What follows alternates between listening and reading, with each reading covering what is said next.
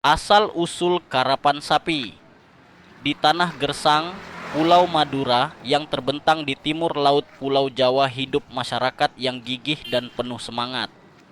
Mereka adalah petani nelayan dan penggembala yang mengandalkan kerja keras dan tradisi untuk bertahan hidup. Pada suatu masa di zaman dahulu kala, ketika musim kemarau berkepanjangan melanda dan ladang pertanian tidak bisa diolah, masyarakat Madura mulai mencari cara untuk tetap menjaga semangat hidup. Saat itulah muncul ide dari seorang petani tua yang bijak bernama Pak Sanusi. Ia memiliki 2 ekor sapi jantan yang biasa digunakan untuk membajak sawah.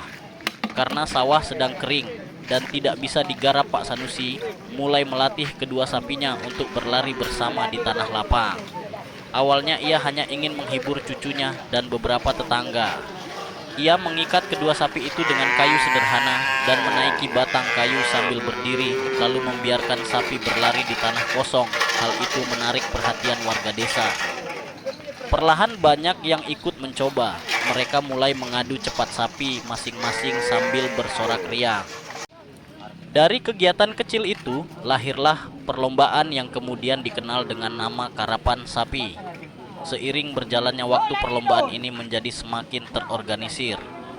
Para pemilik sapi mulai melatih dan merawat sapi mereka khusus untuk lomba. Lomba karapan sapi mulai digelar antar desa dan menarik banyak penonton. Tradisi ini terus berkembang hingga menjadi salah satu kebanggaan masyarakat Madura. Bukan hanya sekadar hiburan, karapan sapi menjadi simbol kehormatan, persaingan, dan prestis. Para bangsawan lokal atau yang dikenal dengan istilah kerabat keraton juga mulai ikut ambil bagian. Mereka membeli sapi terbaik dari berbagai daerah dan memelihara dengan perawatan khusus. Bahkan sampai muncul kasta sosial baru, yaitu para bebotoh yang dikenal sebagai pemilik sapi. Karapan profesional, karapan sapi tidak hanya dilombakan secara lokal, tetapi juga menjadi bagian dari agenda kebudayaan tahunan. Puncaknya adalah perlombaan Piala Presiden yang diadakan di kota Pamekasan. Disinilah sapi-sapi terbaik dari seluruh Madura dipertemukan untuk bertanding memperebutkan gelar bergengsi. Peristiwa ini tidak hanya menjadi tontonan warga lokal, tetapi juga menarik perhatian wisatawan nasional dan internasional. Bagi masyarakat Madura, karapan sapi bukan sekadar lomba lari hewan. Ini adalah warisan leluhur yang mengajarkan tentang ketekunan, kerja keras, kebersamaan, dan semangat pantang menyerah.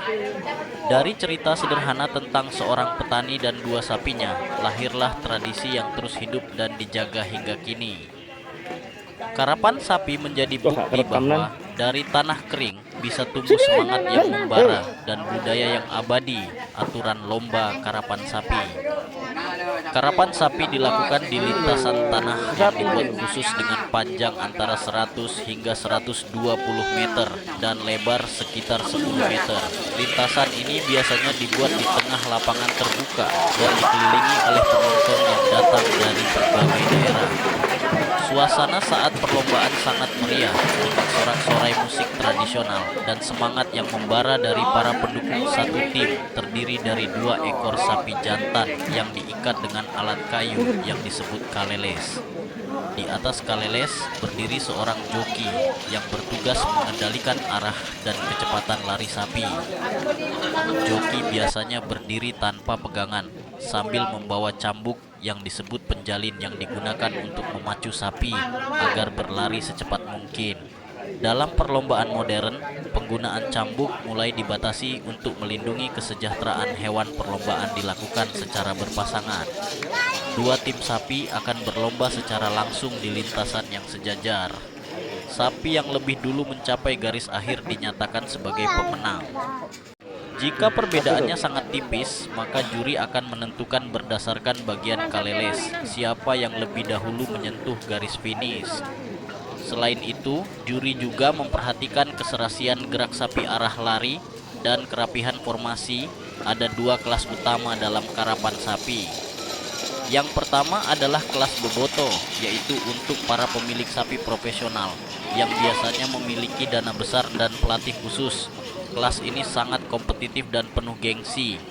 Yang kedua adalah kelas rakyat atau kelas biasa, diikuti oleh petani dan warga desa yang memelihara sapi dengan cara tradisional.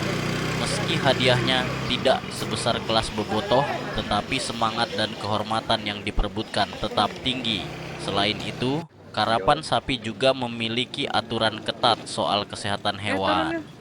Sapi yang diikutkan lomba harus dalam kondisi sehat bebas dari penyakit dan tidak boleh diberi zat pemacu seperti doping. Ada pemeriksaan dari panitia sebelum lomba dimulai untuk memastikan setiap peserta mematuhi aturan karapan sapi, bukan hanya tentang kecepatan. Lomba ini mencerminkan keharmonisan kerja sama antara dua sapi joki dan pelatih. Kecepatan bisa menjadi sia-sia jika arah lari melenceng atau gerakan tidak seimbang. Itulah sebabnya latihan dan kekompakan menjadi kunci utama dalam meraih kemenangan. Pemilihan sapi karapan. Memilih sapi untuk karapan bukan perkara mudah. Tidak semua sapi bisa dijadikan sapi karapan. Hanya sapi jantan dengan struktur tubuh tertentu dan karakteristik khusus yang bisa dilatih menjadi pelari yang handal. Para pemilik sapi karapan biasanya mulai mencari calon sapi sejak masih kecil atau bahkan sejak masih dalam kandungan jika induknya berasal dari garis keturunan sapi. Juara sapi karapan harus memiliki tubuh yang proporsional, tinggi badan seimbang dengan panjang tubuh. Kaki terutama bagian belakang harus kuat, berotot, dan lurus. Bagian dada lebar dan otot punggung harus padat karena akan menopang daya dorong saat berlari. Sapi dengan bentuk tubuh seperti ini biasanya berasal dari jenis sapi Madura asli yang memang telah lama dikembangbiakkan untuk pekerjaan berat dan kompetisi. Selain bentuk tubuh, karakter dan temperamen sapi juga menjadi pertimbangan. Sapi yang agresif dan bersemangat cenderung lebih cocok untuk karapan. Sapi yang terlalu jinak atau lamban biasanya sulit dilatih untuk mengejar kecepatan. Para pelatih berpengalaman bisa menilai hal ini hanya dengan melihat gerakan mata atau cara sapi berjalan pemilik sapi. Karapan biasanya mencari pasangan sapi yang memiliki kemiripan postur tenaga dan gaya berlari. Pasangan sapi ini disebut satu set karapan. Dua ekor sapi yang dipasang harus saling mendukung dan bergerak kompak. Jika salah satu lebih lemah atau lebih cepat, maka laju bisa tidak seimbang dan arah bisa melenceng dari lintasan harga satu ekor sapi. Calon karapan bervariasi tergantung usia, bentuk tubuh, garis keturunan, dan catatan prestasi induknya. Sapi muda dengan potensi bagus bisa dibanderol mulai 20 juta rupiah. Jika sapi sudah pernah ikut lomba atau berasal dari induk juara, harganya bisa melonjak menjadi 50 juta rupiah atau lebih. Untuk satu set sapi karapan profesional, harga bisa mencapai 100 juta rupiah.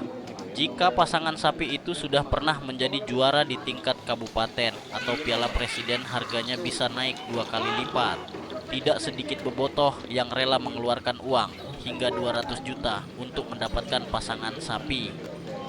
Terbaik pencarian sapi seringkali melibatkan jaringan luas antar daerah, bahkan hingga keluar pulau. Pemilik sapi akan menelusuri pasar hewan, mendatangi peternak lokal, dan mencari informasi dari mulut ke mulut. Jika ditemukan sapi yang cocok, proses tawar-menawar bisa berlangsung berhari-hari. Semua dilakukan demi mendapatkan sapi yang bisa membawa kehormatan dan kemenangan di Madura. Sapi karapan bukan sekadar binatang. Mereka adalah simbol status, simbol kerja keras, dan harga diri.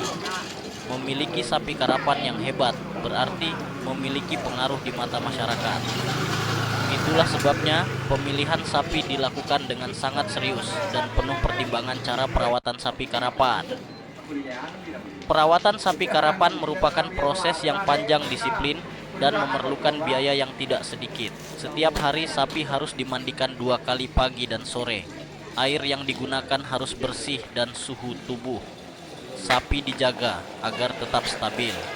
Setelah mandi tubuh, sapi diolesi minyak kelapa atau ramuan tradisional untuk menjaga kelembutan kulit dan kelenturan otot pakan menjadi hal yang sangat penting.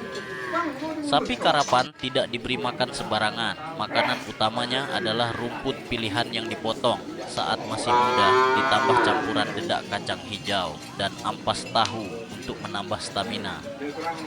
Sapi juga diberi telur ayam kampung madu dan kadang susu kambing.